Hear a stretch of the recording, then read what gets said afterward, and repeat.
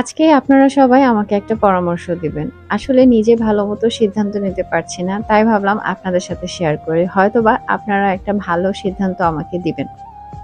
অনেকে হয়তো অনেক রকম বলবেন, বাট তার মধ্যে থেকে বেশিরভাগ মানুষ যেই কথাটা বলবেন, আমি হয়তো সেই জিনিসটাই করব।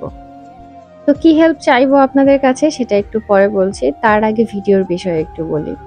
সেদিন আমরা গিয়েছিলাম ডক্টর দেখানোর জন্য, কারণ অলরেডি অনেক দিন যাবৎ একই প্রবলেমের জন্য ডক্টর দেখিয়ে যাচ্ছি। আজ এই ডাক্তার তো কাল ওই ডাক্তার, পরশু এই হাসপাতাল তো আরেকদিন ওই হাসপাতাল, মানে কোনোভাবেই সমাধান হচ্ছে না। আগের কয়েকটা ভিডিওতে আপনাদের সাথে শেয়ার করেছি যে বেশ কয়েক মাস ধরেই আমাদের হচ্ছে অ্যালার্জির প্রবলেম হচ্ছে, বিশেষ করে বাচ্চাদের বেশি ছিল। আর সেটা নিয়ে অনেকদিন ধরেই ভুগতেছি, তো কোনোভাবেই সমাধান হচ্ছে না। তো আজকে আবার যাচ্ছি হচ্ছে গিয়ে হোমিওপ্যাথি ডাক্তার দেখানোর জন্য, কারণ যে যেভাবে যার কথা বলতেছে সেই ডাক্তারেই দেখানোর ট্রাই করতেছি। আর কম বেশি পরিচিত পরিজন সবার সাথে যোগাযোগ করে যেটা বুঝতে পারলাম যে এই সমস্যা কম বেশি এখন ঘরে ঘরে সবার কাছেই হচ্ছে, এবং যেই ডক্টরের কাছে যাই ডক্টরও সেম কথাই বলে যে পেশেন্টরা বেশিরভাগই এখন এরকম প্রবলেম নিয়ে আসতেছে। আর অনেক আপুরাও আমাকে কমেন্ট করেছিলেন রিসেন্ট কয়েকটা ভিডিওতে যে এগুলো সমাধান হয়েছে কিনা, কারণ তারাও নাকি সেম প্রবলেম ফেস করতেছে।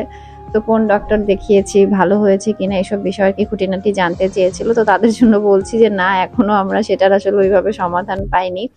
আমরাও এই জায়গা থেকে ওই জায়গায় এভাবে ঘোরাঘুরি করছি আর কি। তো বিশেষ করে আমরা বড়রা যারা আছি তারা যেমন তেমন, কিন্তু বাচ্চাদের একটু কষ্ট বেশি হয়ে যায়। তো আজকে ডাক্তারের কাছে সব পরিবারই আসছি, ওদেরকে সহ নিয়ে আসছি যাতে করে ডিটেলস সবকিছু বলতে সুবিধা হয়।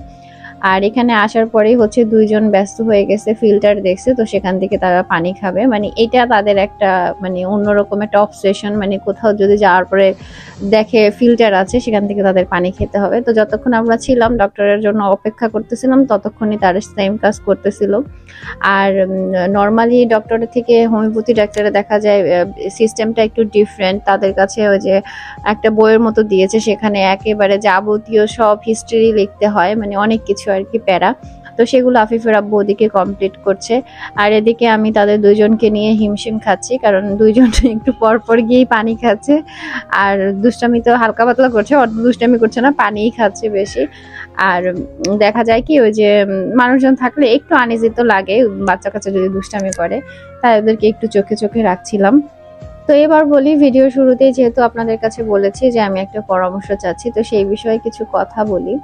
সেটা হচ্ছে যে ইদানিং আসলে আমি একদম ছন্নছাড়া ব্লগ দিচ্ছি, মানে কোনো রকম দেখা যায় একটা ভিডিও করা কয়েক মাস আগে সেটা শেয়ার করছি অনেকদিন পরে, যেমন এই ভিডিওটা অনেকদিন আগের।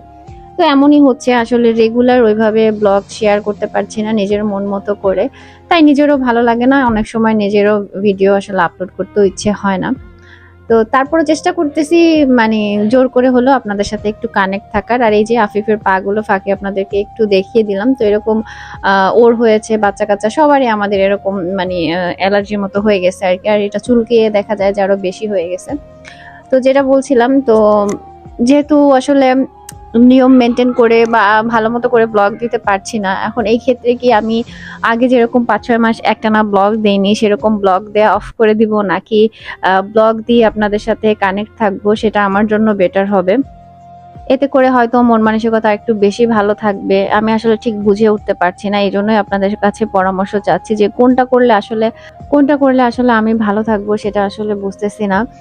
যে রেগুলার ভিডিও দিয়ে আপনাদের সাথে কানেক্ট থাকলে ভালো থাকবো, নাকি ভিডিও না দিয়ে নিজের মতো করে গুটিয়ে থাকলে ভালো থাকবো, আসলে বুঝতে পারতেছি না। বা আপনাদের মতামত কি, আপনারা কি চান যে যেভাবেই পারি যতটুকুই পারি সেই ভিডিওই আপনাদের সাথে শেয়ার করব কিনা? তো সেটা আপনারা একটু জানাবেন, কারণ যদি আপনাদেরও দেখতে ভালো না লাগে তখন তো আসলে সেই ভিডিও করার কোনো সার্থকতা নেই। তো সেটা জানাবেন। আর ভালো থাকবেন সবাই। আল্লাহ হাফেজ, আসসালামু আলাইকুম।